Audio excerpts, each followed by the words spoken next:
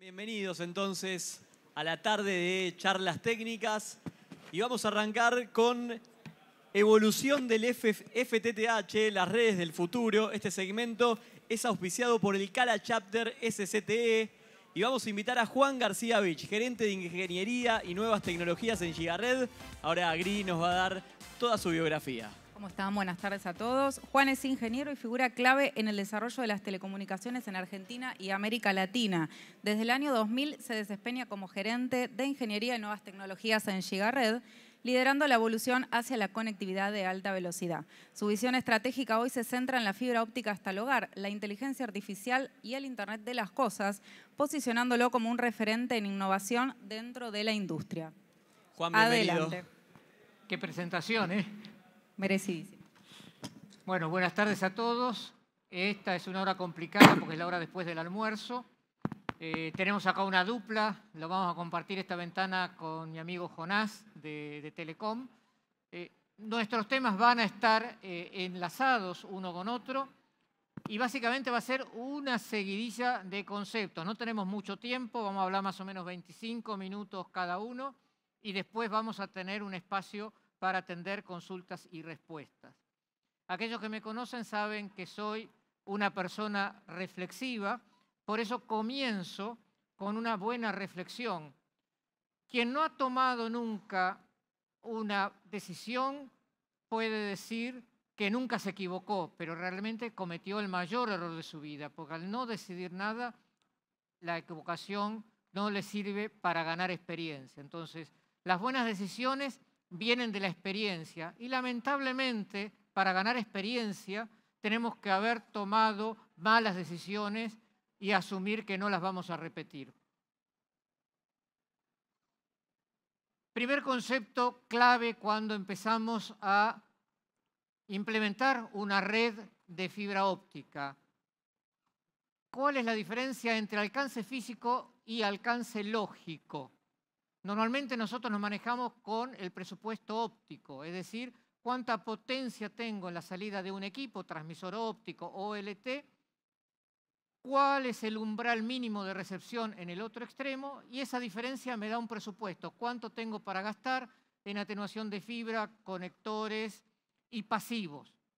Eso nos da normalmente un alcance de 25 a 30 kilómetros con lo que son las divisiones ópticas normales, que es 64 o por 128. Sin embargo, muchos pensamos, si en vez de dividir por 64, divido por 32 o divido por 16, me puedo extender más. Y eso es cierto, pero ¿hasta qué límite?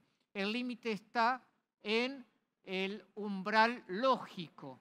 El umbral lógico lo fija la ventana de tiempo dentro de la cual puede compensar el OLT, porque en función de la distancia entre el ONT y el ONT debe de empezar a transmitir antes. Ese umbral lógico es de 60 kilómetros. Tenemos que tener en cuenta siempre la ventana operativa de los equipos. La ONT tiene un umbral de recepción que va a depender del tipo de óptica, según sea B+ o C+, pero estamos en el orden de menos 27 dB en el caso de la óptica B+, que es la más utilizada. Sin embargo, no es recomendable trabajar en la zona de umbral porque podemos tener intermitencias, en algún momento por curvaturas en el cable de la ONT en el hogar, porque la gente mueve los equipos, tenemos atenuación adicional y entramos en un funcionamiento inestable. Los desafío a todos que hagan un análisis de la información que reportan todas sus ONT sobre el OLT y van a ver que a pesar de que en teoría sobre la base del presupuesto óptico fijado por la distancia y la relación de spliteo deberían tener menos 22 dB, menos 23 dB, en muchos casos van a tener equipos operando en menos 28 o en menos 30. ¿Por qué sucede esto? En primer lugar, por conectores de campo mal armados, que son el talón de Aquiles en nuestra red FTTH, y en segundo lugar, porque el equipo queda en la casa del cliente y el cliente lo sube, lo baja, lo esconde, lo mueve para limpiar y va generando daño. O sea, quizá en el momento de la instalación original los niveles eran correctos, pero después con el tiempo se degradan. Otra de las decisiones importantes cuando uno recién comienza es ¿qué hago? Tengo la disyuntiva entre armar una red con el esquema tradicional, que es una red fusionada, o una red preconectorizada. Hoy está muy de moda trabajar con redes preconectorizadas y ya vamos evolucionando de cables preconectorizados que no solo tienen una fibra, sino hay cables que tienen 4, cables que tienen 8 y permiten escalar hacia lo que algunos fabricantes mencionan y que probablemente lo va a comentar más tarde en la presentación Pablo Lombardo de Huawei, lo que ellos llaman, por ejemplo, FTTH 3.0. Cada uno de estos esquemas tiene sus pros y sus contras. La principal ventaja del preconectorizado es que es como un RASTI. Yo tengo todas las piezas y no hace falta que el instalador sea una persona altamente capacitada. Simplemente tiene que respetar normas mecánicas de buena práctica de instalación y simplemente enchufar las distintas piezas que integran la red. Pero como contrapartida, esto tiene desventajas de que es más caro, necesito acomodar excedentes de cables, porque como los cables preconectorizados no se ajustan exactamente a cada distancia entre dispositivos que yo deseo conectar, voy a tener siempre un excedente que se suele acomodar como reserva. Y si bien estos cables preconectorizados vienen en distintos largos, lo más fácil para el instalador es agarrar siempre el cable más largo y acomodar grandes excedentes en rollos de reservas. La red fusionada presenta como ventajas el menor costo, la fusión que es más confiable y tanto una como otra permiten implementar una arquitectura balanceada o desbalanceada. Normalmente nosotros asociamos a la red fusionada con la arquitectura desbalanceada y a la red preconectorizada con la desbalanceada. Pero pueden implementarse tanto en una como en otra ambos esquemas de arquitectura. El siguiente dilema a resolver, el primero, recuerden, era fusionada versus preconectorizada, el segundo es balanceada versus desbalanceada. La red balanceada, la principal característica y virtud es que tiene una distribución muy eficiente de la energía. Estamos encadenando varios niveles de spliteo, de división óptica.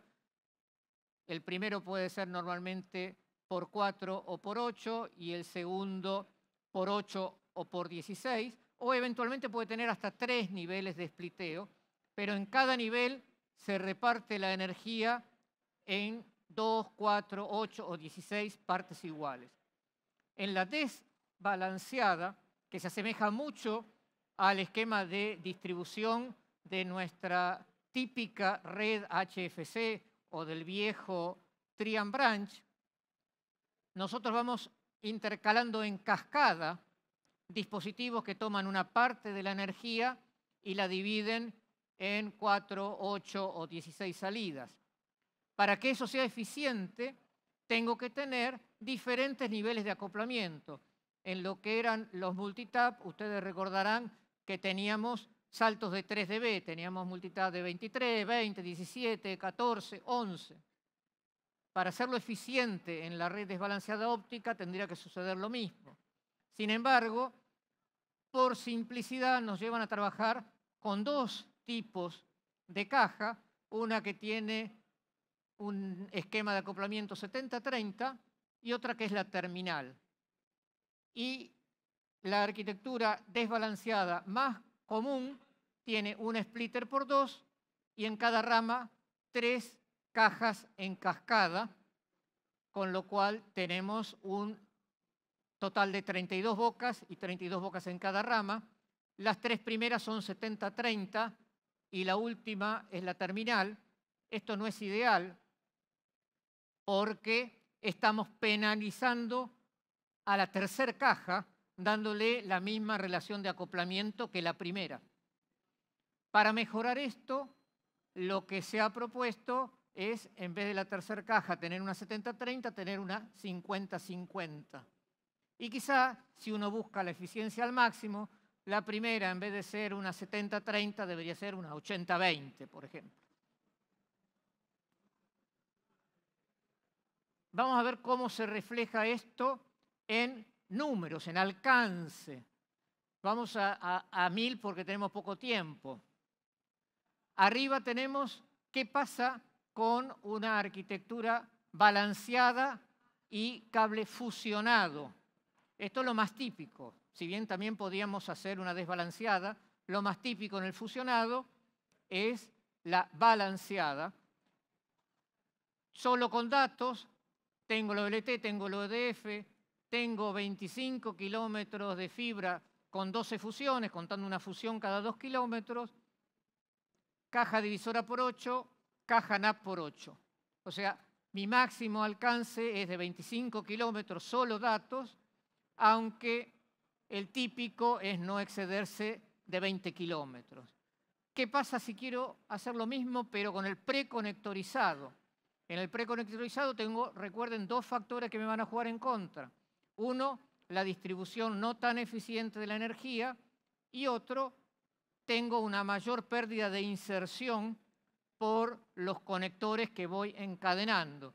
Entonces, me va a dar, en vez de 25, aproximadamente 12 kilómetros como máximo y 10 kilómetros como típico. Nuevamente, estos son valores como para tener una operación confiable y segura, y en muchos casos me van a decir, bueno, con 10 kilómetros a la redonda yo tengo la cobertura que necesito. ¿Qué pasa cuando le agregamos TV? Porque una forma de transmitir TV es utilizar la longitud de onda de 1550 nanómetros, pero eso me va a introducir una pequeña pérdida adicional por el multiplexer del EDFA Splitter multiplexer, y después voy a tener el umbral de recepción del lambda de 1550 en la TV. Entonces, si antes tenía un alcance de 25 máximo, 20 típico, ahora nos vamos a ir a 20 máximo, 17 típico. O sea, se reduce el alcance al sumarle TV. Y en el caso del preconectorizado con la arquitectura desbalanceada, también se va a reducir más y vamos a tener limitado a 8 kilómetros de presupuesto óptico. Esta es una de las razones por las cuales se trata de no utilizar el preconectorizado con arquitectura desbalanceada y tener RF overlay. Le estoy castigando ya mucho el presupuesto óptico, le estoy castigando mucho el alcance, y además tiene otro problema oculto, y es la alta potencia del EDFA, porque yo voy a estar saliendo con 20 dB milivatio en cada puerto. El primer punto es un splitter por 2, entonces voy a tener 16 dB milivatio. Tengo mucha potencia en el conector de la primer caja NAP y hay riesgos de que las cajas se dañen o se quemen si hay suciedad en los conectores. El problema de la suciedad en el precon y en 1550 nanómetros es muy crítico porque no solo tengo el problema de atenuación, sino que ahí se va a generar calor si tengo mucha potencia de 1550 nanómetros. Otra decisión importante para resolver, ¿qué hago con la televisión? Tenemos dos maneras de ofrecer televisión. Una en el lambda de 1550, que es lo que se conoce como RF overlay, y otra es volcarse a OTT. Para aquellos que venimos del viejo HFC y ya tenemos una cabecera de televisión, nos sentimos inclinados a agarrar todo ese paquete de señales de RF, montarlas en un modulador o en un transmisor óptico y salir con RF overlay. O sea, la cabecera de TV con RF overlay, si yo ya vengo de HFC, la tengo resuelta. ¿Cuál es la contra? Bueno, la ONT va a ser más cara, porque voy a tener la ONT que tiene que tener adentro un mininodo para recuperar la señal de TV. Y aparte voy a tener otro costo oculto que es el de los EDFAs. Y el EDFA Splitter Multiplexer, no solo es un costo adicional, sino que es uno de los elementos que tienen mayor tasa de falla por los problemas de la alta potencia que maneja.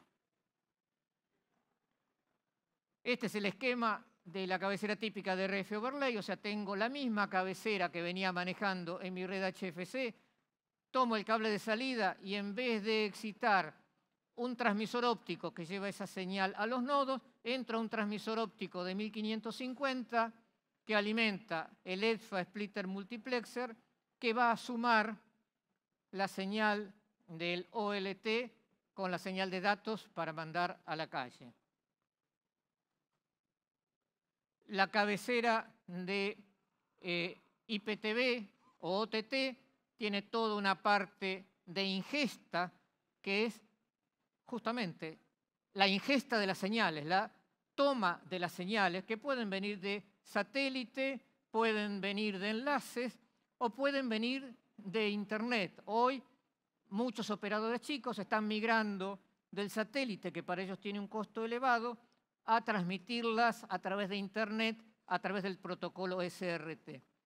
Todas esas señales yo después las tengo que adecuar para los bitrates que yo quiero transmitir, muchas veces utilizando múltiples perfiles para lo que conocemos como ABR, que es bitrate adaptativo, de manera que el dispositivo del cliente va a elegir el perfil de mayor calidad que puede tomar de acuerdo al grado de calidad, valga la redundancia, de la conexión de Internet. Después todo eso llega a la parte final, esas señales ya transcodificadas o encodiadas en los múltiples perfiles, necesita ser paquetizada en el Origin Server y transmitida a la calle a través de una o múltiples CDN. La red de distribución de contenido busca estar lo más cerca posible de cada cliente. Otro concepto más, hub remoto o OLT remoto. Dijimos que tenemos un alcance limitado por el presupuesto óptico, por ejemplo, de 15 kilómetros. Entonces, cuando yo quiero llegar a sitios más distantes, lo recomendable es no jugar demasiado con el umbral de recepción. Es muy común para aquellos que venimos de la vieja escuela y que venimos del árbol y rama, que era un troncal más y un troncal más, y cuando nos dimos cuenta llegamos a 40 troncales en cascada. Yo sé de operadores que decían, bueno, estoy en 15 kilómetros, bueno, me extiendo un poquito más, me extiendo un poquito más. Y cuando empezaron a tener que las ONT se le caen, se levantan, se dieron cuenta que se habían ido demasiado lejos. Entonces, lo mejor es definir un alcance, por ejemplo, de 15 kilómetros, enlazar eso con un sitio remoto, un hub remoto, donde instalamos otra OLT, y como en este ejemplo, por ejemplo, tener un cabezal y dos hubs remotos enlazados a través de un anillo, con lo cual no solo tenemos una mejor segurización, sino que acortamos los troncales que llevan gran cantidad de pelos de fibra, o sea, el costo del fibrado de la ODN va a reducirse porque ya no tengo troncales tan largos que llegan a este punto, sino que me fui a una arquitectura distribuida. Dos casos típicos de aplicación de este concepto de OLT remoto. Escenario 1, zonas cercanas de muy alta densidad. Cuando miramos, por ejemplo, Buenos Aires, una ciudad de altísima densidad, y yo quiero definir, bueno, ¿cuántas fibras por manzana dejo? Es absurdo pretender, como operador, llegar al 100% de la penetración, pero un número que nosotros consideramos razonable es, por ejemplo, 12 fibras por manzana, que serían 3 fibras por cada cara de la manzana. Y que esas 3 fibras multiplicadas por 64 nos dan cerca de o más de 200 clientes potenciales. Obviamente, capaz que tenemos 200 clientes en un edificio.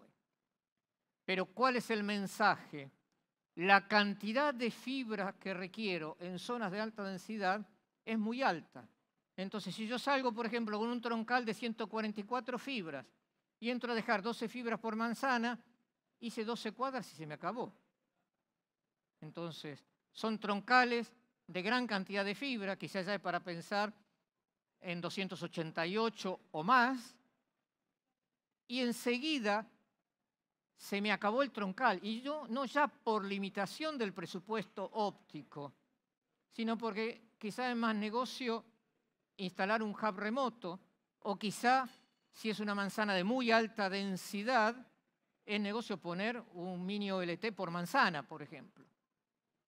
O sea, el escenario 1 es zonas de altísima densidad y el escenario 2 es el opuesto, zonas de bajísima densidad o muy disperso. Entonces, en vez de tirar un troncal de 144 fibras por 20 kilómetros para alimentar una zonita alejada, es preferible usar 2 fibras y instalar allá el OLT al final, o instalar varios pequeños OLT, que hay OLTs de outdoor o OLTs que son directamente un pizza box de una sola tarjeta.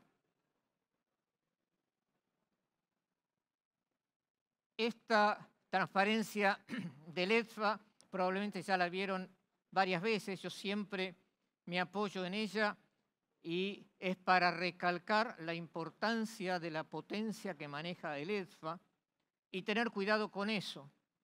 Muchas veces queremos solucionar problemas por fuerza bruta.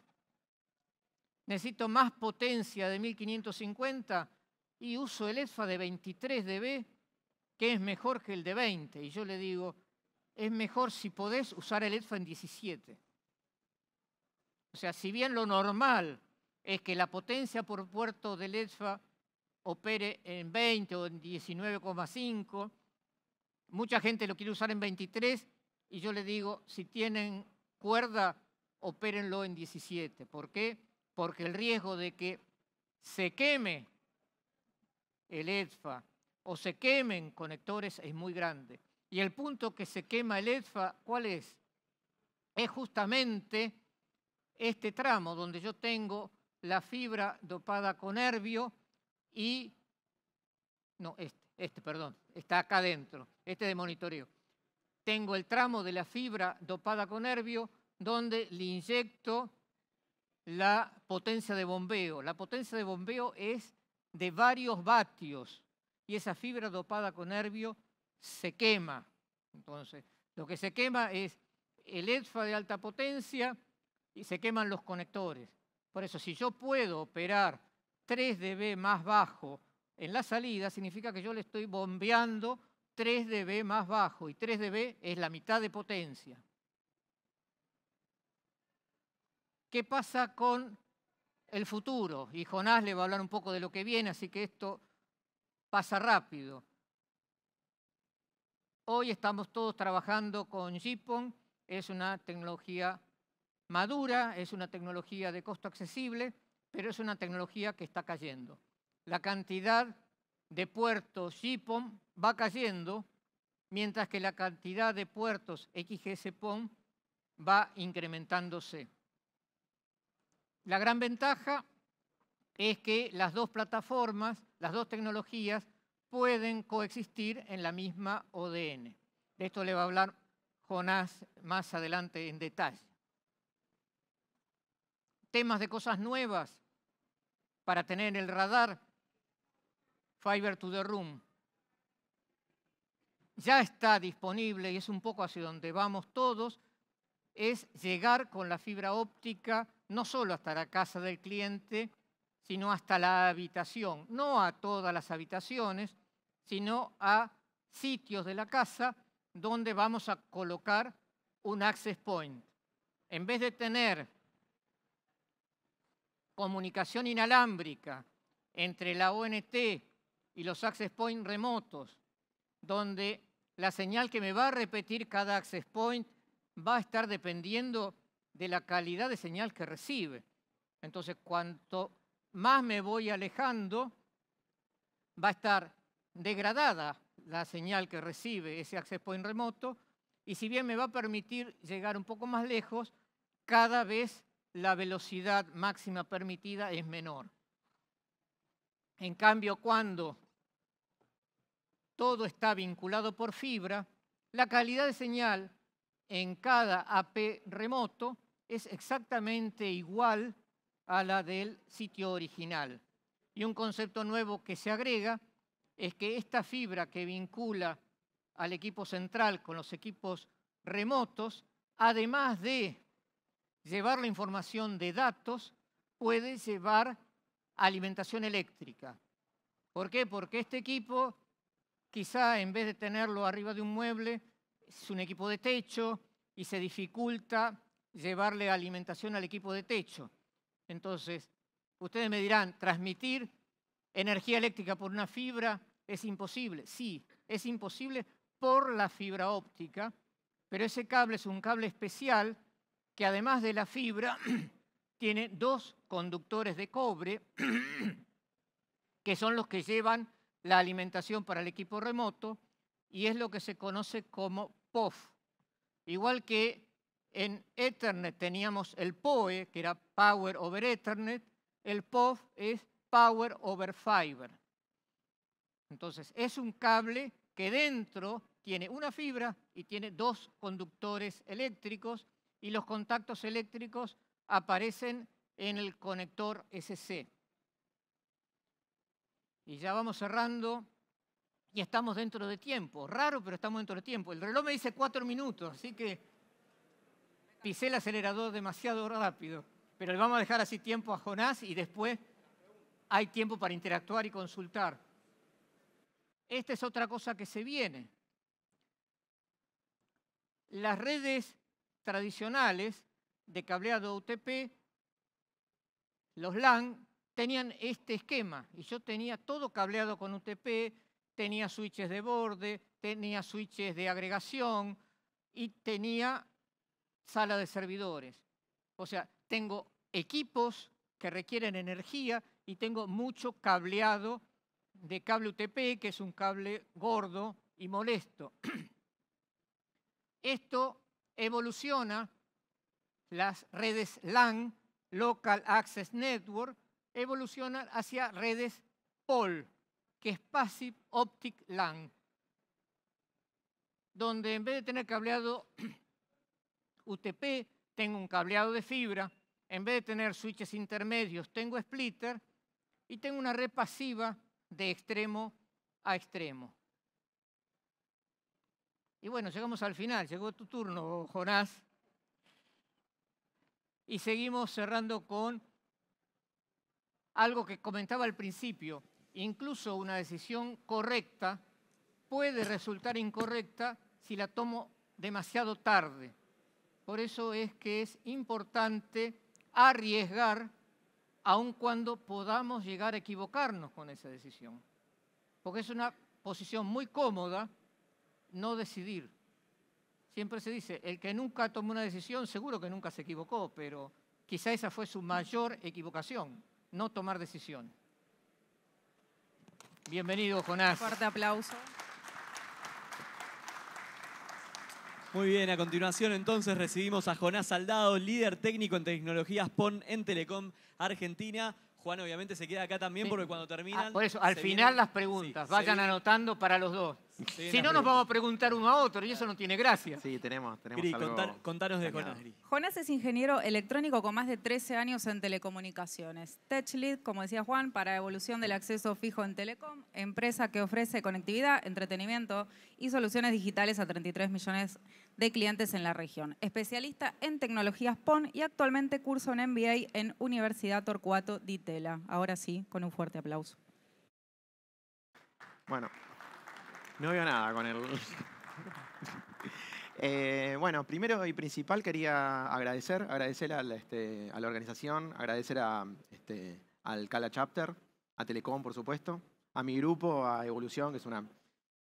hay muchos presentes acá y bueno, son también fuente de inspiración, gente muy grosa. Y bueno, esta es mi segunda charla, estuve el año pasado y bueno, mi idea era un poco hacer algo distinto a lo del año pasado. Pero bueno, voy a empezar con un recap de lo que vimos para, si enganchamos más o menos lo que vimos el año pasado con lo que voy a dar ahora, ¿no? El año pasado el concepto que yo di principalmente era el hecho de qué ventajas tenían las redes FTTH sobre otras redes, ¿no? ¿Por qué teníamos que ir migrando y evolucionando hacia FTTH? Y tenía que ver con todo esto, ¿no? Con que eran baratas, tenían ahí dejo un gráfico con comparaciones de costos operativos de redes de cobre y de HFC frente a las de fibra. Bueno, rápidas, con propuestas de valor, con productos mucho más rápidos, confiables. Confiables tiene que ver con que son redes pasivas, son redes que no tienen ruido, que no tienen interferencias. Escalables, bueno, ahora vamos a hablar un poco de eso, ¿no? De la escalabilidad y lo que viene a futuro después de la tecnología que estamos usando hoy, ¿no? Sustentables y convergentes, ¿no? Convergente, uno de los conceptos que habíamos dado el año pasado era que la red convergente es donde uno puede poner servicios corporativos, servicios residenciales, puede poner televisión, puede poner celdas móviles, puede hacer todo dentro de una misma red. Y bueno, una de las cosas que habíamos visto era cómo así en Latinoamérica está creciendo la cantidad de usuarios de FTTH en la región y que, bueno, proyectado a ahí 2028, por ahí hay algún gráfico más actualizado. Esto era del año pasado, ¿no? Esto es solo un recap. Como el público se renueva, vamos a arrancar siempre con un poquito de recordar cómo funciona la tecnología de GPON. La magia que tiene GPON es que los splitters permiten que un pelo desde la central pueda alimentar a muchos clientes. Y esto hace que nos haga ahorrar tremendo en cuestiones de que no necesitamos un pelo para cada cliente, ¿no? Entonces, el splitter que divide potencia en un sentido de upstream, y combina potencias de muchas ONT, que son los modems de fibra, nos permite eso, ¿no? Nos permite hacer despliegues rápidos. Acá, bueno, vemos un esquema de una red desbalanceada típica. Bueno, ¿qué más? Bueno, sobre ese pelo, cada óptica en la OLT, que es el que concentra en la central los clientes, tengo una óptica que envía sobre una longitud de onda y escucha sobre las demás, ¿no? Y las ONTs envían todas sobre 1310 nanómetros y mediante un mecanismo de sincronismo que lo expliqué el año pasado, si quieren ver mi charla, está en YouTube, la pueden buscar. No me quiero centrar demasiado en esta ocasión, ¿no? Permiten que las ONTs estén sincronizadas y que las ráfagas de cada una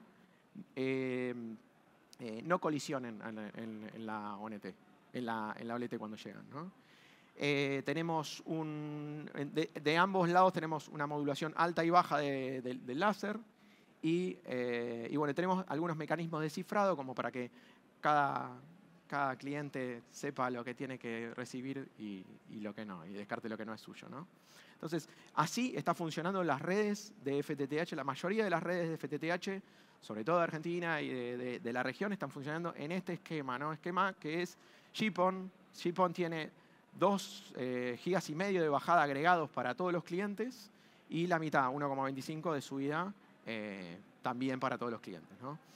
Esto, en principio, es algo que el día de hoy nos sirve, pero ya sea por producto ¿no? Porque si queremos dar un servicio de más de 1 giga simétrico, ya empieza a ser un poco peligroso el overbooking, ¿no? Porque tendríamos, en este caso, nosotros tenemos 64 clientes en un único puerto y estamos dando, en el caso de Telecom, productos de hasta 1 giga y de, creo que son 600 de subida, ¿no? Tenemos un overbooking que empieza a ser peligroso y los requerimientos de los usuarios van siendo cada vez más exigentes, ¿no? Entonces, en algún momento, ya sea porque vamos a empezar a tener una congestión en los puertos, o ya sea que necesitemos productos o servicios de mayores velocidades, vamos a tener que evolucionar. Lo bueno que tiene este despliegue de FTTH está pensado para evolucionar sin tocar prácticamente la planta externa, ¿no? Que es algo novedoso en la industria, ¿no? En la industria, siempre que hubo una evolución, por ejemplo, cuando tuvimos que hacer FTTC, que fue acercar los pares telefónicos, acercar la fibra a los clientes con gabinetes externos para permitir que los bucles de los pares telefónicos sean más cortos, para poder brindar mayores velocidades con VDSL, fue una inversión muy grande. Y lo mismo pasó con HFC, con siempre FiberDeep y eso, ¿no? Como en Macero, como acercar un poco la fibra. Siempre fue acercar la fibra. Acá la fibra ya está, así que no tenemos que acercar ninguna fibra. Lo único que tenemos que hacer, y aprovechando las bondades que tiene la fibra, para poder usar algo que inicialmente ya en los 90 y a principios de 2000 existe, que es el WDM, ¿no? Es el hecho de poder usar otras ópticas que tengan otras longitudes de onda en la misma fibra, de tal manera que nosotros no tengamos que una longitud de onda no se vea afectada por la otra, ¿no? Para estas velocidades no se ven afectadas, ¿no? Entonces, ¿en qué consiste XGS-PON? Si lo ven, no sé, en la diapositiva anterior teníamos únicamente 2 longitudes de onda. Ahora vamos a agregar otra longitud de onda de bajada y otra longitud de onda de subida, pero con una tasa de bit mayor, ¿no? Esta tasa de bit es de 10 gigas simétricos. Ahora es la tecnología simétrica que nos permite, sin tocar absolutamente nada de la planta externa, si está bien diseñada, ¿no? Si tenemos atenuaciones acordes al diseño. ¿Se escucha? ¿Se me escucha? Permitir agregar otra longitud de onda y poder hacer un swap de los clientes o agregar clientes con otra ONT, que en este caso va a escuchar en otra longitud de onda y a emitir a otra, ¿no? En este caso tengo una ONT de GPON que recibe las dos, porque todas las potencias de downstream las recibe, pero cada ONT sabe distinguir qué longitud de onda es de su tecnología y cuál no, ¿no? Tienen un bloqueador de tecnologías que no le corresponden, ¿no? De esa manera brindamos mayor capacidad de la red sin tocar absolutamente nada en la planta externa, que esto es algo muy novedoso y muy barato de escalar la red de acceso, ¿no? Algunos puntos importantes. Esto es mainstream, está en un montón de lados del mundo, ahora como lo vamos a ver, y no requiere nada de inversión en la planta externa, como dije, ¿no? Y es convergente también. Al hacer una tecnología simétrica, también podemos llegar a dar servicios simétricos, ya, por ejemplo, de B2B o servicios de más de 1 giga, o incluso de backhaul móvil. Digamos, esto es algo que nos permite también por ahí apagar otras redes o planificar de una manera más inteligente teniendo una red multiservicio, ¿no? Esto que vemos acá es un módulo SFP, que es la óptica que va en la OLT, que es lo que nos permite, esta es la óptica que está emitiendo en esas 2 longitudes de onda y recibiendo en las otras 2, y nos permite poder dar las 2 tecnologías sin tocar nada más, ¿no? Esto, en principio, ahí hace un swap. Ahora vamos a ver qué significa. Creo que está en la siguiente diapositiva, ¿sí? ¿Qué significa habilitar XGS-PON en nuestra red? En nuestra red, principalmente para iluminar de XGS-PON, seguramente, dependiendo del modelo de OLT, a lo mejor no es compatible, tengamos que hacer un cambio de OLT. Si no, vamos a tener que cambiar por placas que soporten estos módulos combo, o bien si las placas ya están, nosotros ya hace muchos años compramos esas placas, directamente cambiar el módulo combo, ¿no? Esto puede generar cortes programados de servicio, ¿no? Para poder habilitar esas zonas, ¿sí? estamos viendo si lo hacemos on demand, si lo hacemos de manera masiva, como para minimizar el impacto que tienen los usuarios para habilitar la tecnología, ¿no? Ahí se ve un Power Meter que tiene las dos tecnologías, que por ahí esto lo vamos a necesitar para poder medir potencias, porque cada longitud de onda tiene su propia potencia, ¿no? Esto principalmente es habilitar. Una vez que está habilitado o iluminada la ODN con esta nueva longitud de onda, podemos empezar a dar servicios de XGS-PON, ¿no? Por supuesto, detrás de todo están sistemas y desarrollos, ¿no? Pero en lo que es acceso y capa física es exclusivamente esto. Bueno, es nuevo esto. Como verán, está desplegado en un montón de lados del mundo, principalmente en Estados Unidos, Europa y China. China es el mercado más viejo de 10 GB PON. Y bueno, ahí les dejo también algunos operadores y algunos planes, ¿no? Por ejemplo, no sé, tenemos en Perú, en Argentina ahora también tenemos en Chile, tenemos bueno, en Europa, en Japón. Bueno, de más está decir que todos los que dicen 10 gigabits por segundo están mintiendo. Todos mienten. Salvo puede ser Google Fiber, ¿no? Pero el resto miente porque son 10 gigas de línea. En realidad la velocidad que vamos a poder dar agregada entre todos los clientes es de 8 gigas y pico entre todos. Porque tiene un mecanismo de corrección de errores y tiene overhead más grandes. Bueno, ¿quién necesita un giga en la casa? ¿No? Hace unos meses di un webinar para Telecom y realmente veíamos que no había un caso de uso, y todavía no hay un caso de uso masivo que implique que tengamos que necesitar un giga en nuestra casa, ¿no? Pero bueno, estuve investigando un poco a ver qué se viene en aplicaciones residenciales, porque el año pasado estuve hablando más de aplicaciones de B2B, de aplicaciones de subir el bajo a la red ODN. Ahora vamos a hablar más adentro de la casa, ¿no? Y tenemos 3 casos de uso que relevé y que probablemente en el futuro sea algo importante para el crecimiento del tráfico en el acceso fijo. Uno es el streaming en 8K. Sería de lo más nuevo, sería el menos exigente. El streaming 8K tiene 4320p, son como si fueran 4 pantallas 4K. Y bueno, requiere un ancho de banda gigante, ya con los códecs del día de hoy, requiere entre 80 y 120 megabits por segundo, ¿sí? De OTT, si quieren. No sé, en algún momento habrá algún proveedor de video de streaming que empezará a ofrecer este tipo de servicios. Este tipo de servicios tiene buffers, o sea, no hay problema si uno ve una serie con unos segundos de delay, con lo cual si hay algún tipo de jitter o pérdida de paquetes, no es afectado el servicio, si bien este tipo de tráfico agregado con un montón de clientes en el mismo puerto va a necesitar un montón de ancho de banda en el puerto, ¿no?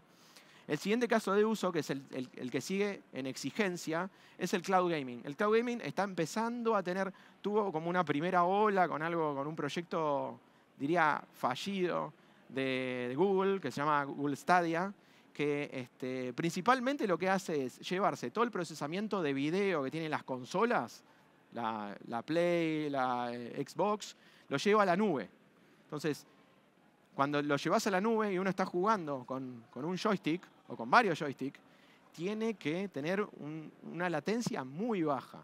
Esa latencia está del orden de los 30 milisegundos para que no te maten, ¿no? O sea, si uno está necesitando accionar y en el mismo tiempo está recibiendo un video que puede ser un video con mucha resolución, ¿sí?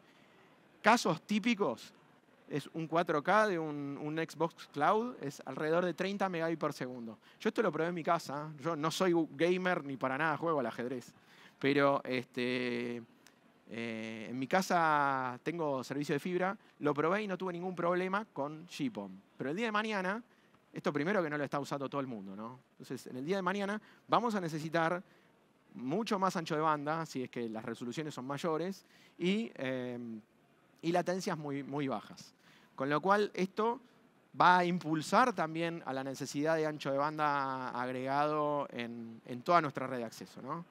Me quedan 10 minutos. Bien, estoy muy bien. En este caso no hay buffering, ¿no? No es lo mismo recibir el video en el momento o recibirlo un segundo después, en este caso. Para los que son gamers, no sé si alguno es gamer, pero...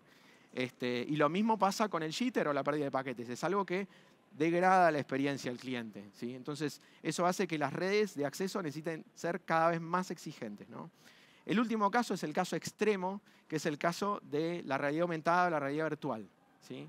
Relevando un poco los requerimientos de esta red, es realmente extremo, y esto ya diría que no sé si con XGS-PON vamos a poder brindarlo de manera agregada, sobre todo. Por ahí 1 o 2 clientes lo vamos a poder hacer. Pero en el momento que tenemos, no sé, algún centro de entrenamiento en donde haya muchos videos distintos para hacer streaming de una nube de realidad virtual, realmente va a ser algo muy demandante, ¿sí? Ahora, en un ratito voy a dar un caso de uso residencial que excede la tecnología que estoy hablando, ¿no? Pero para que se den una idea, esto de VR inmersivo 8K son 2 pantallas de 4K por ojo, streameadas en el mismo momento, que me da alrededor de 200 a 400 megabits por segundo con los códecs actuales. Es un montón. Y es constante, es un video constante. Y acá todavía los requerimientos de latencia son cada vez más exigentes, ¿sí? Se habla de que el límite son 20 milisegundos. Arriba de 20 milisegundos es donde uno se sienta, no sé si alguna vez usaron algún lente de realidad virtual, se sienta y empieza a sentir un mareo, ¿sí? Que, bueno, se llama motion sickness, ¿sí? Es típicamente, no sé, las primeras tecnologías de realidad virtual, uno, no sé si alguno lo probó, uno se empieza a sentir mareado, como que hay un delay entre que uno mueve la cabeza y el video le llega, ¿no? Entonces es como que eso termina haciendo que la experiencia no sea tan buena, ¿sí? Exigencias extremas que por ahí nosotros no tenemos, pero tenemos que ir pensando cómo lo hacemos, ¿sí? Porque en un momento a lo mejor se populariza de un día para el otro y nuestra red tiene que estar preparada para no perdernos ese negocio, ¿no? Bueno, futuro lejano, tenemos todavía otras tecnologías, ¿no? Teníamos una longitud de onda para GPON, agregamos otra longitud de onda para XGS-PON para hacer crecer la red. En este caso la red va a ser 5 veces lo que era antes, ¿no? Porque estamos agregando 10 gigabits por segundo a los 2.4 que teníamos.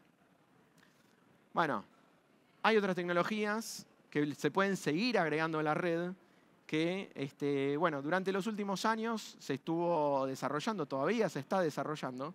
Pongo el ejemplo de cualquiera de las dos, 25 gigapon o 50 gigapon, es indistinto, para que nadie se sienta dolido. Y bueno, consiste en hacer lo mismo con otra tercera longitud de onda, ¿no? Esa tercera longitud de onda es mucho más exigente, ahora en un toquecito voy a hablar de la exigencia, pero fíjense que lo que estamos agregando son la longitud de onda de 1286 y de 1358. Están sobre todo cercanos, no se lee nada acá, pero bueno, está todo alrededor de la banda de 1310, ¿no? La banda de 1310 es una banda que tiene menor dispersión cromática, que a medida que los pulsos van siendo cada vez más chiquitos, se ve más afectado eso, ¿no? Entonces, tenemos, vamos a usar la banda de 1310 y alrededores, y vamos a empezar a usar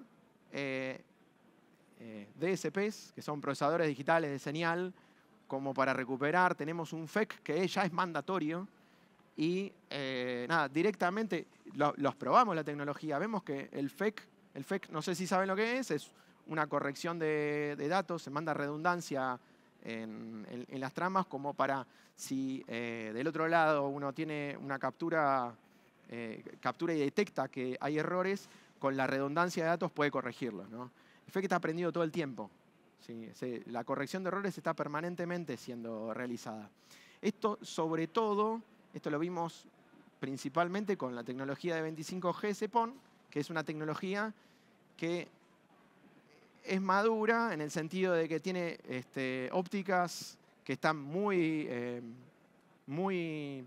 son muy maduras las ópticas, pero tiene este problema, ¿no? O sea, tiene el problema de que tenemos que de alguna u otra manera estar corrigiendo los errores, ¿no? Bueno, y ahora voy a hablar que, bueno, decíamos 50 GPON, 25 GPON, el futuro lejano, no lo vamos a vivir. Bueno, pongo 4 noticias de este año. Entre el 7 de mayo y el 25 del 1 son casi 2 meses. El primero fue que, bueno, Broadband Forum en Estados Unidos hizo el primer Plugfest. Los Plugfest son encuentros en donde fabricantes de OLTs y de ONTs se juntan a probar interoperabilidad, ¿sí? Bueno, ya están haciendo pruebas de interoperabilidad con 25 GPON y 50 GPON. Este tipo de eventos da la pauta de lo madura que está la tecnología, ¿no? Cuando por ahí está escrita la norma, pero cada uno desarrolla por su lado y no hay una interoperabilidad, primero que los precios seguramente sean muy caros, con lo cual si los precios de una tecnología no bajan, nunca van a ser masivos, nunca van a ser mainstream. Esto es el 7 de mayo. Esto también, esta noticia es disruptiva porque es la primera red de 50 GPON fuera de China. China es, desde el año pasado, no sé si desde el año pasado o hace 2 años, ¿no? Pero ya empezó con despliegues de 50 GPON. Esta es la primera que está hecha, encima está hecho por Altran, no es una empresa china. Así que esto también es disruptivo, ¿no? Y acá hay otras 2 noticias. Una noticia que es importante también, que es que ZTE está lanzando lanzó el 17 de junio el módulo que tiene las 3 tecnologías, ¿sí? Comercial para poder, esto que veníamos hablando antes de tener las 3 longitudes de onda en el mismo puerto, necesita un nivel de integración y de disipación de calor para tener todo eso adentro de un módulo que hasta hace un par de años era un desafío, ¿sí? Esto ya está logrado, creo que Huawei también lo tiene. También para que no se enojen. Y bueno, noticias no de último momento, pero ya tienen un par de meses, ¿no? Y la última noticia tiene que ver con un despliegue de 50 GPON de China Mobile en esta región del Jiangsu, que ya tiene convergencia fijo-móvil, ¿sí? Es decir, que el core, tanto de la fija como de la móvil, está, y los CPEs hablan todos el mismo idioma, ¿no? Bueno, última diapositiva. A pedido de Juan, me pidió que también hable algo de lo que son tecnologías más a futuro. Bueno, principalmente tenemos 2 grupos de estudio que están viendo de a poquito, definiendo los requerimientos y necesidades para muy a futuro, por ahí para dentro de 10 años. ¿Sí? Uno tiene que ver con la ITU y con el EFSAN, ¿sí? Que son, el EFSAN es un organismo que escribió la norma de GPON, de XGS-PON, escribió un montón de normas. En realidad no escribe las normas, sino empieza viendo los requerimientos de los operadores. Nosotros participamos en el EFSAN y bueno, están definiendo qué es lo que se viene después de 50 GPON. Si va a ser 100, si va a ser 200. Y también tenemos a Cable Labs, que ya hace 2 años sacó una norma de PON coherente. ¿Qué es el PON coherente? Hoy, hasta donde sabemos, la tecnología de modulación es detección directa, ¿no? Es una modulación en intensidad. Tenemos un láser alto y un estado alto del láser y uno de bajo, ¿no? Y el 50 GPON, además de eso, introduce algunas cosas de capa 1,5, si quieren. No es totalmente de capa física. Si quieren, el DSP sí es capa física. Pero bueno, a medida que vamos haciendo los pulsos cada vez más chicos, tenemos limitaciones teóricas los componentes que tenemos que usar, ¿no? Ya hay algunos manotazos de ahogado, como decir, bueno, en vez de tener 2 niveles de potencia, tenemos 4. ¿Sí? Eso lo propuso Nokia hace algunos años para el modelo de los 100 gigapom. Y además, también otras tecnologías de receptores, como son los SOA, que bueno, vienen, esto creo que se usa en los módulos de 80 kilómetros, o sea, son como las últimas cosas que le podemos pedir a la tecnología antes de pasar a la tecnología coherente, ¿no? En donde la tecnología coherente, vos en el receptor vas a tener un recuperador de la fase del láser que nos va a permitir que modular en fase, modular en fase, ¿no? Y modular en fase es algo muy poderoso a la hora de ampliar el presupuesto óptico, ampliar la capacidad y la calidad de la señal. Bueno, eso es todo. Bueno, ahora si querés, venite, hacemos algunas preguntas. Lo invitamos ahora también a subir a Juan al escenario y abrimos un espacio de preguntas. ¿Quién tiene alguna pregunta? A ver, en el público. Tenemos que ser 2, así que nos defenderemos de las preguntas. Bueno, si Fácil. quieren tengo una para cada uno, pero... La primera para Juan era, en el caso de los EDFA, que hablamos seguido nosotros de eso, y con el objetivo de bajar esa potencia óptica de salida del EDFA para no quemar nada, podemos introducir a la salida del video analógico un modulador ISDBT, por ejemplo, y usarlo para bajar los niveles. Tenemos 2 niveles que son distinta cosa. Una es el nivel de RF que va a impactar sobre el OMI, el índice de modulación óptica. El hecho de tener ISDBT en vez de analógico nos va a bajar la carga de energía de RF y vamos a poder trabajar incluso con un OMI más bajo. También, al ser una transmisión digital, podríamos jugar un poco más con el umbral de señal de 1550 en la entrada de la ONT. O sea, sería válido porque la señal digital es más robusta. Entonces, una degradación que podría llegar a notarse como ruido en las señales analógicas, la señal digital, que es más robusta, lo va a soportar. Bien. Lo que quisiera agregar es un concepto adicional sobre los EDFA, ya que me metiste en el barro, Y sí. y atado con lo que planteó Jonás. Todos tenemos en la mira la migración a XGS-PON. El futuro de las ONU para XGS-PON es sin KTB, o sea que hay que tener en la cabeza la necesidad de evolucionar hacia OTT y streaming, o si no vamos a tener que poner un mini nodo junto con la ONT. Sí, hay unos divisores baratos de lambda con una F que No, son de es esos un- Baratielli, no, pero son muy fallables. No, Tranquilo. Y hay EDFA XGS-PON ya. no, el mini nodo pasivo no. Ahí- El hasta mini ahí nodo llegamos. pasivo lo único que tiene adentro es un fotodiodo. No. Tenemos que pensar, por un lado, en la evolución hacia streaming, que el futuro de la televisión también va hacia ahí, pero por otro lado tenemos los clientes actuales que están en GPON y con RF Overlay. Entonces, puede que pongamos la placa Flex, puede que pongamos el módulo combo y querramos tener los clientes GPON con RF Overlay y clientes corporativos en un primer momento con XGS-PON. Así también estamos dividiendo la hacienda. Ahora, ¿qué pasa con el EDFA?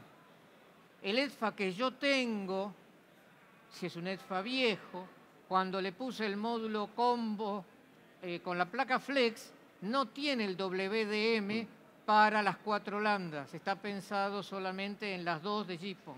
Tenés O que sea, cambiar el EDFA. Consejo, los que sigan todavía invirtiendo en RF Overlay y estén comprando EDFA, asegúrense el futuro pidiendo que el EDFA tenga el WDM para XGS-PON. Excelente. Y a Jonás, cuando hablaste del cambio a placa Flex para GPON y XGC-PON, está bueno que mencionemos también los cambios en los SFP del transporte que van atrás, ¿no? Porque con los que tenemos en GPON, al subir a XGC-PON y subir el tráfico a 10 GB asimétrico, tenemos que pensar en cambiar los SFP, ¿no? Sí. En las placas de uplink te referís vos del OLT. Sí. Claro. Sí. Ahora, bueno, nosotros hasta ahora no tenemos requerimientos de 100 GB en lo que son los uplinks. Si bien ahora estamos homologando y vamos a empezar a desplegar puertos o al menos placas que estén preparadas para 100 GB, también para preparar el camino para el crecimiento del tráfico. No considero que haya un crecimiento tan abrupto de tráfico, porque nada, por ahí el comportamiento o la evolución del tráfico es más paulatino. No es que vamos a estar necesitando de urgencia estar haciendo un cambio a 100 GB. Si bien, bueno, ya tenemos OLTs con muchos clientes y hay de alguna manera un ahorro en empezar a desplegar pocos puertos de 100 GB frente a muchos de 10, ¿no? Sí, está contemplado, lo estamos haciendo. Si bien por ahí, bueno, la disponibilidad inmediata del servicio de 1 GB o de más de 1 GB no requiere la urgencia inmediata de estar teniendo 100 GB en el transporte. Si bien, bueno, estamos trabajando en ese crecimiento. Puedo agregar algo más, y es que, bueno, hoy en uplink tenemos las controladoras que tienen 4 puertos de 10, 2 controladoras son 8 puertos de 10. Si es redundante, serían 40 GB, los otros 40 es backup. Y la posibilidad de poner una placa de uplink que tiene, no me acuerdo si son 10 o 12 puertos de 10, o está la posibilidad ya de puertos de 100. Pero, ¿cuál es la realidad? En la práctica, lo más común es que todos estemos usando solamente 2 de esos 4. Y ustedes dirán, si se pone a hacer la cuenta de la capacidad vendida, es tremenda la capacidad vendida para solamente 20 GB de uplink. Pero la realidad es que el tráfico promedio está en el orden de 5 a 10 megabits por cliente. Es muy, muy bajo. Y lo que se ha demostrado es que a partir de 100 megas, salvo el cliente que está haciendo un uso abusivo, si al cliente que hoy le doy 100 lo paso a 300, consume lo mismo. Lo paso a 500, consume lo mismo. Lo paso a 1 giga, consume lo mismo.